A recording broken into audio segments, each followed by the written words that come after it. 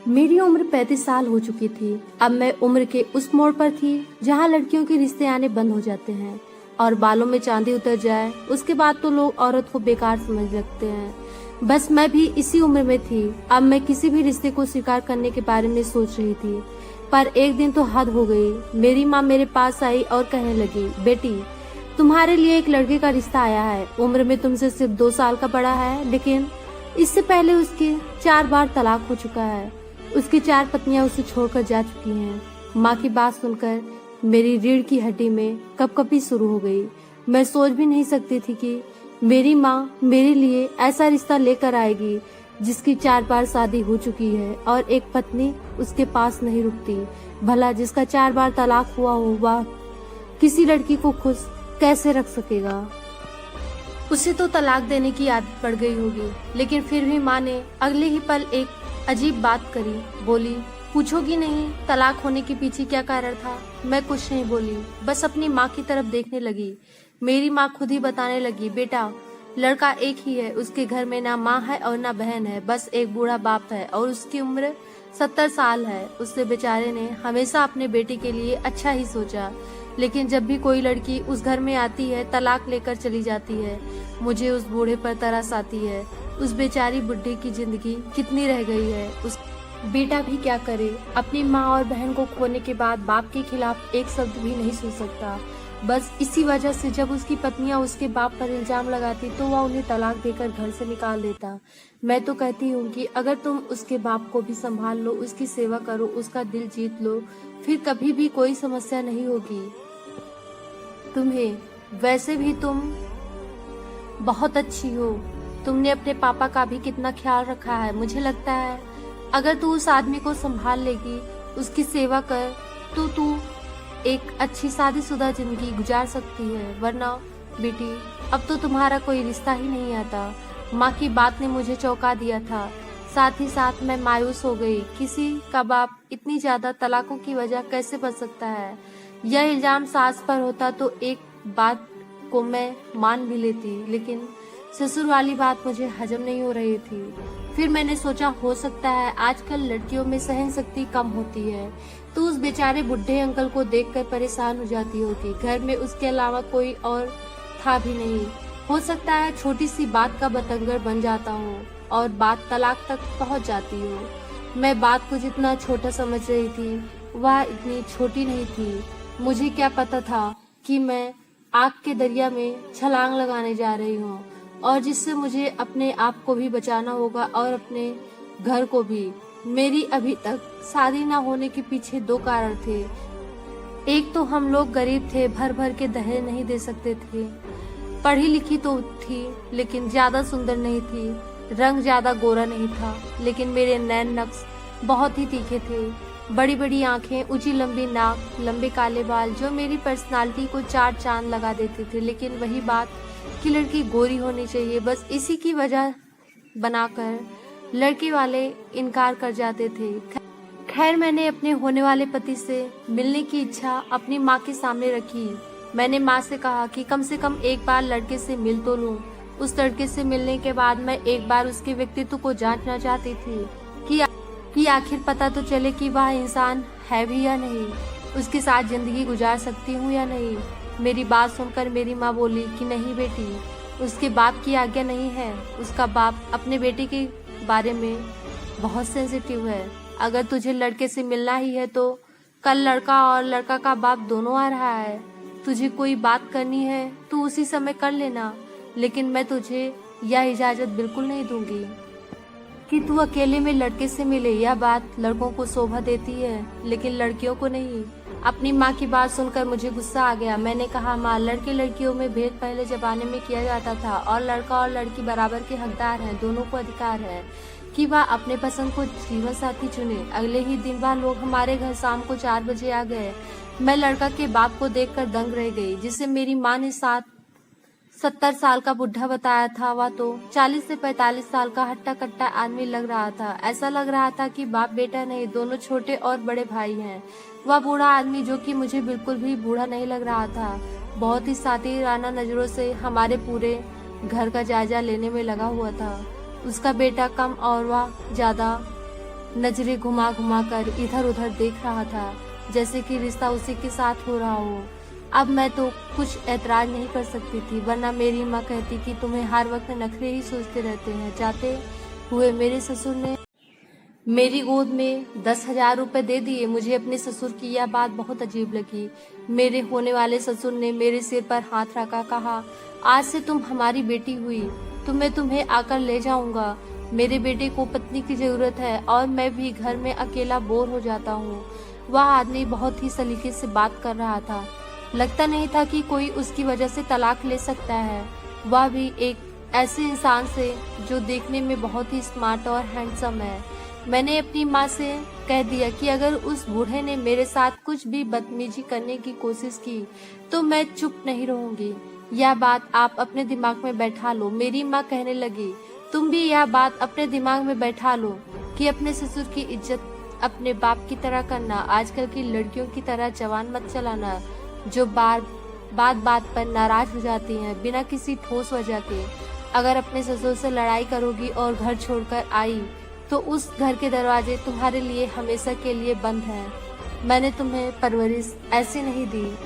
अपनी माँ की इतनी खतरनाक नसीहत सुनकर मेरा दिल धड़क गया और माँ की नसीहत सुनकर खामोश हो गई। लेकिन अगले ही दिन मेरी एक दोस्त गुंजा ने बताया, जिसे सुनकर मेरे कानों से धुआं निकलने लगा। गुंजा कहने लगी, मैं इन लोगों को जानती हूँ। इन लोगों के बारे में जो बातें मशहूर है वह अच्छी नहीं है। मैंने सुना है कि ये कोई फ्रॉड किस्म के लोग हैं और लड़के का बाप तो बहुत ही अय्यास है। मैंने पूछा, लेकिन तुमने उन लोगों को कब देखा? कहने लगी, जब वह कल तुम्हारे घर से निकल रहे थे तो उस समय मैं तुम्हारे घर के सामने से गुजर रही थी, तभी मैंने उन्हें देखा। मैं तो उन्हें देखते ही पहचान गई थी कि यह वही लड़का है जो अपनी 4 पत्नियों को तलाक दे चुका है। अपनी दोस्त की बात सुनकर मुझे बहुत दुख हुआ। मेरा होने वाला पति अपनी 4 तलाक होने की वजह से पहचाना जाता है। गुंजा फिर बोली, मुझे तो यह भी पता है कि तुम्हारे होने वाले पति का तलाक तुम्हारे ससुर की वजह से ही हुआ है। मैं अंदर ही अंदर डर गई। मैंने गुंजा से कहा, तुम्हें यह बात पता है कि मेरे होने वाले पति का 4 बार तलाक क्यों हुआ है? गुंजन कहने लगी, मैं पता करके बताऊंगी, लेकिन जरूर यह बुढ़ा ठरकी का है। जरूर कुछ ऐसी गलत हरकतें करता होगा कि उसकी बहू तलाक लेकर चली जाती है। वरना तुम खुद सोचो, घर में सिर्फ ये बुढ़ा और उसका बेटा है। अपनी बेटी की शादी करवाने में लगा हुआ है। हालांकि बुढ़ा तो लगता ही नहीं, खुद ही जवां लगता है। चाहे तो अपनी शादी भी करा सकता है। इसके भी तो कुछ अरमान होंगे, देखने में अच्छा खासा लगता है। गुंजा की बात सुनकर मेरे दिमाग में नई उलझन पैदा हो गई। जरूर कुछ गड़बड़ है जिसे मेरी माँ मुझसे छुपा रही है, और वह मेरा होने वाला ससुर और मेरा होने वाला पति भी जरूर एक दूसरे से कुछ न कुछ छुपा रहे हैं। यह बातें मैंने अपनी माँ से कही तो मेरी माँ कहने लगी, भगवान से डरो, बुढ़ापा तुम पर भी आना है। बुढ़ापे की वजह से तुम किसी से नफरत न करने लगो। हमारे जमाने की लड़कियां बहुत ज्यादा समझदार हुआ करती थी, लेकिन आजकल की लड़कियों के पास तो अक्ल ही नहीं है। छोटी सी बात पर भी अपना घर बिगाड़ कर बैठ जाती है। मेरी माँ ने गुंजा को भी डांट दिया। जब मेरी माँ चली गई तो वह कहने लगी, अच्छा अर्पिता, ऐसा कर, तू अपने पति से ही बात क्यों नहीं कर लेती? सारी बातें शादी से पहले क्लियर हो जाएंगी तो ज्यादा अच्छा है। अपने पति से कम पूछ तो सही कि उसका पहले 4 बार तलाक क्यों हो चुका है। मैंने गुंजा को बताया कि मेरी माँ ने इस बारे में साफ मना कर दिया है कि मैं शादी से पहले लड़के से नहीं मिल सकती। गुंजा ने कहा, ऐसा कर, शादी की पहली रात ही सब कुछ क्लियर कर लेना। मेरी शादी हो गई और मैं अपने ससुराल आ गई। शादी की पहली रात जब अंकित मेरे पास आए तो कहने लगे कि तुम्हें यहाँ डरने की कोई जरूरत नहीं है। आज से तुम इस घर की मालकिन हो। तुमसे पहले मैंने 4 लड़कियों को तलाक दिया है। यह बात तो तुम्हें जरूर पता होगा, लेकिन जिस कारण से मैंने इन 3 लड़कियों को तलाक दिया हूँ, मैं चाहूंगा कि वह कारण तुम पैदा न करो। अपने पति की बात सुनकर मैं डर गई और बोली, आखिर आपने उन 4 लड़कियों को तलाक क्यों दिया? मेरी बात सुनकर अंकित के चेहरे पर दुख उभर आया। कहने लगे, क्योंकि उन लड़कियों ने मेरे बाप के साथ गलत किया। इससे आगे अंकित कुछ बोल नहीं पाए। थोड़ी देर बाद बोले, छोड़ो इस बात को। मैंने अपने पति अंकित से कहा, लेकिन मुझे कम से कम बताओ तो सही कि तुम्हारी 4 पत्नियां तुम्हें छोड़कर क्यों चली गई। अगर मुझे पहले से सब पता होगा तो मैं सावधान रहूंगी और वह गलती नहीं करूंगी जो तुम्हारे और 4 पत्नियों ने की। मेरी बात सुनकर अंकित बोले, हाँ, बात तो तुम्हारी ठीक है, लेकिन 4 दिन तक मैं तुम्हें कुछ नहीं बताऊंगा। 4 दिन तक मैं तुम्हारे और तरीके, तुम्हारा रहन सहन देखना चाहता हूँ। मैं हैरान हो गई। मैंने कहा, कैसी बातें कर रहे हो? क्या तुम्हें मुझसे शादी करने की कोई खुशी नहीं? बोले, देखो, एक बात हमेशा याद रखना, मुझे हर वक्त गिले शिकवे करने वाली औरत बिल्कुल पसंद नहीं। अगर मेरे साथ रहना चाहती हो तो बहुत ही प्यार मोहब्बत से रहो। रोज रोज की झिझक मुझे बिल्कुल भी पसंद नहीं है। और इंसान जिससे शादी करता है उससे मोहब्बत तो हो ही जाती है। मैं मोहब्बत में विश्वास रखता हूँ।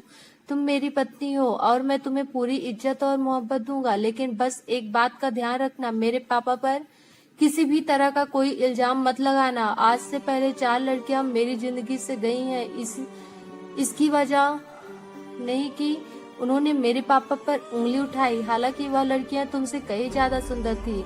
अंकित की बात सुनकर मुझे तो कुछ बोला ही नहीं जा रहा था। अंकित जी, आप कैसी बातें कर रहे हो? शादी की पहली रात ऐसी बातें कौन करता है? मेरे पति मेरे पास बैठे और बोले, तुम्हें डरने की जरूरत नहीं, बस तुम्हें समझा रहा हूँ कि होशियार रहना, मेरे पापा की इज्जत करना और पापा के खिलाफ एक शब्द मुंह से मत निकालना। तुमसे पहले अपनी 4 पत्नियों को यह बात मैंने इतनी साफ तौर पर नहीं समझाई थी, लेकिन मैं तुम्हें बहुत ही साफ तौर पर समझा रहा हूँ। मैं अपने पापा के खिलाफ कोई शब्द नहीं सुनूंगा। आज तक मेरा घर नहीं बसा, लेकिन मुझे इस बात का कोई अफसोस नहीं है। मैं बस अपने पापा को खुश रखना चाहता हूँ। एक बात और याद रखना, मेरे पापा के पास इतना पैसा है, इतनी प्रॉपर्टी है। अगर तुम मेरे पापा को खुश रखोगी तो मेरे पापा तुम्हें खुश रखेंगे, तुम्हारे पूरे परिवार को खुश रखेंगे, तुम्हारे पूरे परिवार की गरीबी दूर हो जाएगी। अंकित की बात अब कुछ कुछ मेरे दिमाग में आने लगी थी। मगर मैं अपने ससुर को खुश रखती, उनकी सेवा करती तो मेरी छोटी बहन भाइयों की जिंदगी भी संवर जाती। एक काम करना था कि मुझे अपने ससुर को अपने बाप का दर्जा देना था। मैंने अंकित को विश्वास दिलाया कि मेरी तरफ से आपके पापा को शिकायत का कभी कोई मौका नहीं मिलेगा। मेरी बात सुनकर अंकित खुश हो गए। उन्होंने मेरी उंगली में अंगूठी पहना दी। इतने बड़े हीरे की अंगूठी देखकर मैं दंग रह गई। अंकित बोले, अर्पिता, तुम्हें पता है कि मुझे यह अंगूठी किसने लेकर दिया? मैंने नाम में सर हिलाया। वो बोले कि मुझे मेरे पापा ने लेकर दिया है कि शादी की पहली रात मैं तुम्हें पहनाऊं। इससे पहले 4 बार मेरे पापा ने ये अंगूठी देकर मुझे दी थी, लेकिन तलाक के बाद मैंने वह अंगूठी उन लड़कियों से नहीं ली, बल्कि तलाक के बाद भी उन्हें इतना पैसा दिया कि वह चाहे तो जिंदगी भर आराम से बैठकर खा सकती है। हमने आज तक किसी के साथ नाइंसाफी नहीं किया। बात हमारा भगवान जानता है, लेकिन हमारे समाज की विडंबना है कि हमारा समाज ऐसे मामलों में औरत का ही साथ देता है, क्योंकि औरत मासूम और मजलूम होती है। हालांकि मेरी 4 पत्नियां बिल्कुल भी मासूम नहीं थी। उन्होंने मेरे पापा पर इतना गंदा इल्जाम लगाया था कि मुझे अपने कानों विश्वास नहीं हो रहा था। पति की बातें सुनकर मैं खामोश हो गई, और वैसे ही वह अपनी पहली 4 पत्नियों की बुराई कर रहा था। मुझे कुछ ज्यादा परेशानी नहीं हो रही थी, बल्कि खुशी थी कि उन्हें अपनी पुरानी पत्नी में से किसी के भी साथ हमदर्दी या प्यार नहीं है। मैंने अपने दिल में पक्का इरादा कर लिया कि मैं अपने पति की हर बात मानूंगी और अपने ससुर की खूब सेवा करूंगी। तभी मेरे कमरे का दरवाजा खुला और मेरे ससुर अंदर कमरे में बिना दस्तक दिए हुए चले आए। मेरे ससुर के हाथ में एक ट्रे जिसमें दूध के 2 गिलास रखे हुए थे। मुझे बहुत अजीब लगा अपने ससुर की इस हरकत पर। अंकित जल्दी से उठकर खड़े हो गए और बोले, पापा, आपने क्यों परेशानी उठाई? आप मुझे आवाज दे देते, मैं खुद ही चला आता। मेरे ससुर मेरी तरफ देखकर बोले, ये तुम दोनों जरूर लेना, समय से पहले दूध पियोगे तो सारी थकान उतर जाएगी। अंकित बोले, पापा, आप हमारा इतना ख्याल रखते हैं, भगवान आपका साया हमेशा हमारे ऊपर बनाए रखे। इतना कहकर अंकित ने एक गिलास मुझे पकड़ा दिया और एक खुद पकड़ लिया। मेरे ससुर चले गए। अंकित ने गेट बंद किया और अपना दूध खिड़की से नीचे गिरा दिया। मुझे बहुत ज्यादा हैरत थी। मैंने पूछा, दूध क्यों फेंक दिया? तो अंकित बोला, असल में मुझे दूध पसंद नहीं। दूध पीने से मेरा जी में चलता है, लेकिन जब पापा मुझे दूध पीने के लिए देते हैं तो मैं पापा का मन रखने के लिए पी लेता हूँ। लेकिन ठीक इसके नीचे एक कटोरा रखा है, उसमें दूध डाल देता हूँ और एक बिल्ली आकर पी लेती है। तुम टेंशन मत लो। मैंने कई बार पूछा, लेकिन मुझे कोई उत्तर नहीं मिला तो मैं चुप हो गई। अंकित मुझे पूरी रात प्यार करते रहे, लेकिन मुझे हैरत इस बात से हो रही थी कि आखिर इतने प्यार करने वाले पति को 4 पत्नियां क्यों छोड़कर चली गई। सुबह आँख खुली तो अंकित बिस्तर पर नहीं थे, शायद बाथरूम में थे। पानी गिरने की आवाज आ रही थी। अभी मैं उठी ही थी कि तभी मेरे ससुर दरवाजा खोलकर अंदर आ। मुझे बहुत अजीब लगा क्योंकि मैं बहुत ही अस्त व्यस्त कपड़ों में थी। मैंने जल्दी से पास रखा दुपट्टा उठाकर अपने कंधे पर डाल लिया। मुझे अपने ससुर की ये हरकत पसंद तो नहीं आई, लेकिन फिर भी मैं चुप हो गई। एक रात की दुल्हन थी, कुछ कह नहीं सकती थी। और दूसरी बात, वह मेरे पति के पिताजी और उन्होंने साफ कह दिया था कि मेरे पिताजी को कभी कोई शिकायत का मौका मत देना। सो मैं चुप रही। मेरे ससुर आगे बढ़े और उन्होंने मेरे सर पर एक लाल रंग की चुन्नी डाल दी। बोले, यह बहुत ही शुभ है। शादी का पूरा पहला दिन तुम इसे पहन कर रखना, तुम्हारी जिंदगियां खुशियों से भर जाएंगी। मैं अपनी सभी बहुओं को सुबह सुबह चुन्नी लाकर देता था, लेकिन उन्होंने मुझे कमरे से बेइज्जत करके निकाल दिया था और यह चुन्नी लेने से मना कर दिया था। लेकिन मुझे पूरा विश्वास है कि तू ऐसा नहीं करेगी। तू मुझे बहुत सुलझी और संस्कारी लगती है। इतनी देर में अंकित बाहर आ गए। अपने पापा को, अरे पापा, सुबह सुबह आप यहाँ? मेरे ससुर ने उन्हें बता दिया कि मैं तुम्हारी पत्नी को यहाँ लाल चुन्नी देने आया था।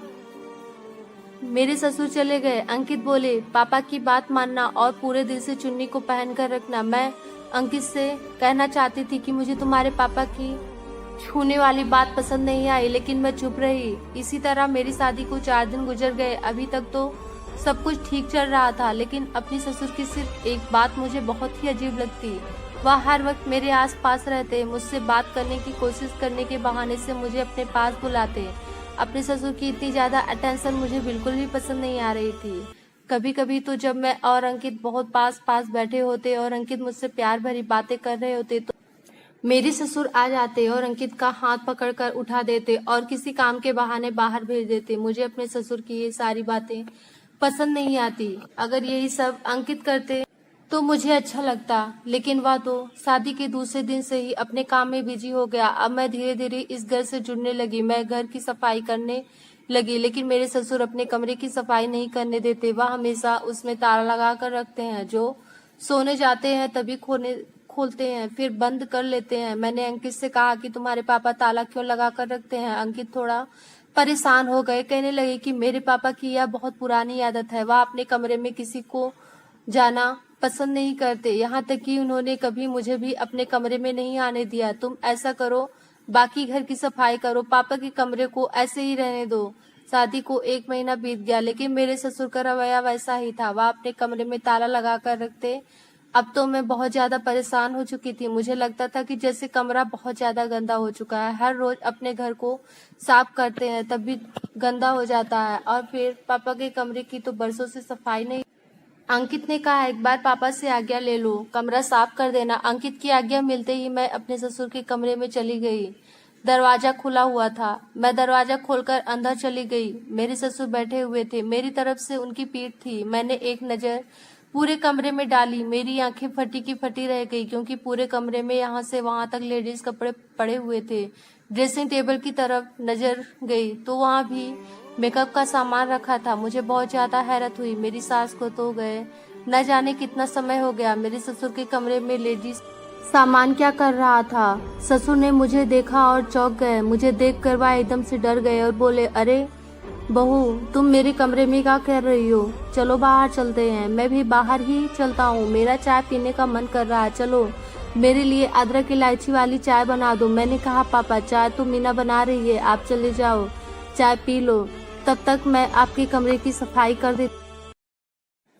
यह बात सुनकर मेरे ससुर और भी ज्यादा डर गए। वह जल्दी से बाहर निकल आए और मेरा हाथ पकड़कर मुझे भी बाहर ले आए और जल्दी से अपना दरवाजा बंद कर दिया। कहने लगे, इस कमरे में साफ सफाई के लिए ऐसा कोई भी नहीं है। तुम चलो, हम दोनों बाहर बैठकर चाय पीते हैं। देखो कितना अच्छा मौसम है। अब जब वह खुद ही कमरे की सफाई नहीं करवाना चाहती तो मैं क्या कर सकती थी। मैं बाहर आ गई। तब तक चाय बनाकर आ गई। वे से चाय पी और कमरे में चली गई। अगले दिन मेरी दोस्त गुंजा का फोन आया। कहने लगी, अबिता, मुझे तो लगता है कि तुम्हारे ससुर लड़कियों का कारोबार करते हैं, वरना तुम खुद ही सोचो, तुम्हारे पति की 4 पत्नियां कहाँ गई? आज तक उनका कोई अता पता नहीं है कि वह कहाँ से आई और कहाँ चली गई। जरूर कुछ दाल में गड़बड़ है। जरूर तुम्हारा ससुर लड़कियों का बिजनेस करता है, तभी तो वह इतना पैसे वाला है। गुंजा की बात सुनकर मुझे भी लगने लगा, जरूर दाल में कुछ काला है। मेरे ससुर के कमरे में कुछ ऐसा राज है जो मुझसे छुपाया जा रहा है। वह सारी लेडीज का ड्रेस मेरी आंखों के सामने घूम रहे थे। सारे के सारे कपड़े लड़कियों के थे। जरूर कमरे में मेरे ससुर लड़कियों को बंद करके रखते हैं, उनके साथ गलत काम करते हैं और फिर उन्हें बेच देते हैं। यह ख्याल मेरे दिमाग में आ गया कि मेरा पूरा का पूरा शरीर कांप ही गया। फिर मैं इस घर में सुरक्षित नहीं थी। मैंने सोच लिया कि मैं अपने ससुर की सच्चाई जानकर रहूंगी और अगर मेरे ससुर कुछ गलत काम करते हैं तो मैं खुद उन्हें पुलिस से अरेस्ट करवाऊंगी। हमें अपने ससुर पर निगाह रखने लगी। एक रात पानी लेने बाहर आई तो मेरे ससुर की कमरे की लाइट जली हुई थी और मेरे ससुर के कमरे से किसी लड़की की रोने की आवाज आई। मेरा दिल धक हो गया। फिर मैं एक रात किचन में खाना बना रही थी। तेल गर्म मेरे हाथ पर गिर गए और मेरा हाथ जल गया। मेरी चीख निकल गई। मेरी बात सुनते ही ससुर भागते हुए किचन में आ गए। मुझे दर्द से तड़पता देखकर वह जल्दी से मेरे कमरे में आ गए और मेरा हाथ देखने लगे। मेरे ससुर उस समय मेरे इतने करीब थे कि मुझे बहुत अजीब लग रहा था। मैंने अपना हाथ छुड़ाया लेकिन वह नहीं माने। वह मुझे किचन से बाहर ले आए। ड्राइंग रूम में बैठा कर वह जल्दी से बर्फ लेकर आए और वह इस मौके पर मेरे करीब होकर बैठ गए और मेरे हाथ पर बर्फ लगाने लगे। मुझे घुटन का एहसास होने लगा। ससुर और बहू के बीच एक मर्यादा हमेशा बनी रहनी चाहिए। मेरे ससुर मेरे बहुत करीब थे। मैंने जल्दी से अपना हाथ छुड़ाया और कमरे में आ गई। ऐसे ही दिन गुजर रहे थे। एक दिन अंकित को घर आने में बहुत देर हो गई। वैसे तो अंकित रात को 10 बजे तक वापस आ जाते थे लेकिन 12 बजने वाले थे और अंकित अभी तक नहीं आए। लेकिन मैं फिर भी अंकित का इंतजार कर रही थी और अंकित का इंतजार करते करते मैं बाहर ड्राइंग रूम में टहल रही थी। मेरे ससुर अपने कमरे में जा चुके थे। अभी कमरे की लाइट जल रही थी और तभी मैं चौंक गई। मुझे अपने ससुर के कमरे से फिर किसी लड़की की रोने की आवाज आने लगी। पहले तो रोने की आवाज धीमी थी, थोड़ी देर बाद जोर जोर सुनाई देने लगी। मेरे दिल की धड़कन बढ़ गई। अब मैं और नहीं रुक सकती। मैंने जोर जोर से अपने ससुर के दरवाजे को पीटना शुरू किया लेकिन मेरे ससुर ने दरवाजा नहीं खोला। हाँ, लड़की की दबी दबी सिसकियों की आवाज अभी भी आ रही थी। जो मेरे ससुर ने दरवाजा नहीं खोला तो मैंने एक जोरदार धक्का दिया। खुल गए। सामने एक लड़की अपना मुंह घुटनों में छिपाए बैठी थी और सिसक सिसक कर रो रही थी। मैं जल्दी से किसी भी तरह अंदर गई। इतने में ही अंकित भी अंदर आ गए। जब उन्होंने मुझे मेरे कमरे में खिड़की के रास्ते से जाते देखा तो वह भी मेरे ससुर के कमरे की तरफ चले आए। तब तक मैं अंदर जाकर कमरा अंदर से खोल दिया। मेरे ससुर कमरे में कहीं भी दिखाई नहीं दे रहे थे। हाँ, वह लड़की अभी अपने सर घुटनों से छुपाए रखी थी। अंकित भी सामने का दृश्य देखकर हैरान रह गए। मैं जल्दी से उस लड़की के पास गई और उसको दिलासा देने लगी लेकिन जब उस लड़की ने अपना चेहरा ऊपर उठाया तो मेरी और अंकित के होश उड़ गए। सिर आसमान पर गिर पड़ा। वह कोई लड़की नहीं बल्कि वह तो मेरे ससुर थे जो पूरी तरह लड़की के मेकअप में थे। शादी का जोड़ा पहन रखा था। वो ऐसे सिसक सिसक कर रो रहे थे जैसे उसके साथ बहुत बड़ा जुर्म हुआ हो, जैसे किसी ने उसकी इज्जत के साथ खिलवाड़ किया हो। अपने पापा को इस तरह रोते देखकर अंकित की आंखों में भी आंसू आ गए। वह जल्दी से अपने पापा के पास आ गए, उन्हें चुप कराया। इतनी देर में मेरे ससुर बेहोश हो चुके थे। अंकित जल्दी से लेकर हॉस्पिटल गए। डॉक्टर ने बताया कि उनकी दिमागी हालत ठीक नहीं। वह किसी बात का बहुत ज्यादा टेंशन लेते हैं। और फिर अमित ने मुझे एक पुरानी कहानी सुनाई जिसे सुनकर मेरे आंखों में भी आंसू आ गए। अंकित ने बताया कि हम 2 भाई बहन थे। मेरी बहन मुझसे 3 साल बड़ी थी। मेरी माँ हम दोनों बहन भाइयों को छोड़कर बचपन में चली गई। मेरे पापा ही माँ और बाप दोनों का प्यार दिया। हमारी वजह से दूसरी शादी भी नहीं की। धीरे धीरे हम 2 भाई बहन बड़े हुए। मेरी बहन का रिश्ता भी हो गया। मेरी बहन की शादी होने वाली थी। उस रात मेरी बहन दुल्हन बनी अपने कमरे में बैठी थी। उसकी बारात आने वाली थी। तभी कोई डाकू हमारे घर में घुस आया। शायद पुलिस से बचने के लिए हमारे घर में छिपने के लिए आए थे। कमरे में आ गए। वह 5 थे। मेरी बहन कमरे में घुस गए। उस समय मेरे पापा मेरी बहन के पास ही बैठे हुए उससे कुछ बातें कर रहे थे। मेरे पापा मेरी बहन से बहुत प्यार करते थे और पापा को लगा कि शायद मेरी बेटी अब जाने वाली है, इसके लिए उसके साथ अपने समय को यादगार बनाना चाहते थे कि तभी उसी समय डाकू कमरे में घुस आए। डाकू ने पापा को बाथरूम में बंद कर दिया और मेरी बहन को अपनी हवस का शिकार बना लिया। मेरी बहन चिल्लाती रही लेकिन डीजे की तेज आवाज ने मेरी बहन और पापा की चीख की आवाज नहीं सुनी। उन्होंने अपनी मनमानी करके और मेरी बहन की जिंदगी खराब करके चले गए। जब मेरे पापा ने अपनी बेटी की हालत देखी तो उसी समय उनका दिमागी संतुलन बिगड़ गया। किसी भी बाप के लिए यह बहुत बड़ा होता है कि उसकी बेटी की इज्जत के सामने उजड़ रही हो। मेरी बहन को डॉक्टर के पास ले जाया गया, लेकिन उसे बचाया नहीं जा सका। मेरे पापा धीरे धीरे दिमागी मरीज बन चुके थे। मेरे दिमाग की सारी गुत्थी सुलझ चुकी थी। मेरे ससुर गलत नहीं थे। मेरे ससुर जब भी मेरे करीब आते तो वह मुझे अपनी बेटी के रूप में देखते थे। उन्हें अपनी मरी हुई बेटी मुझ में दिखाई देती थी। उन चारों के साथ भी शायद मेरे ससुर का यही रवैया रहा होगा। उन्होंने मेरे ससुर को गलत बोल दिया होगा, जैसा कि एक बार मेरे मन में भी गलत ख्याल आया था। लेकिन मेरे ससुर की मनसा गलत नहीं थी और अपनी बाहों में अपनी बेटी नजर आती थी, और इसलिए वह मेरी बहुत ही ज्यादा से ज्यादा करीब रहने की कोशिश करते, उनको प्यार करते। कभी कभी तो अपने बेटे अंकित को भी डाकू समझने लगते थे, इसलिए अंकित को अपनी बहू के पास से हटा देते। ऐसा करके वह अपनी बेटी की हिफाजत करते। अंकित को सारी सच्चाई पता चली तो अंकित को भी अफसोस हुआ। अंकित ने मुझसे कहा कि मैंने उन लड़कियों के साथ बहुत गलत किया। काश मुझे सच्चाई पता होती तो 4 लड़कियों की जिंदगी बर्बाद नहीं होती। मैं पहले से ही अपने पापा का इलाज करवाता, लेकिन मैं मानता हूँ कि यह सब कुछ तुम्हारी हिम्मत की वजह से हुआ है। अगर तुम उस रात हिम्मत न दिखाती, खिड़की से कूदकर अंदर न जाती, तो यह हकीकत कभी खुलकर सामने नहीं आती। मेरे ससुर का इलाज चल रहा है और उम्मीद है कि वह बहुत जल्दी ठीक हो जाएंगे। तो फ्रेंड्स, स्टोरी पसंद आया तो लाइक शेयर एंड सब्सक्राइब जरूर करना। Thank you.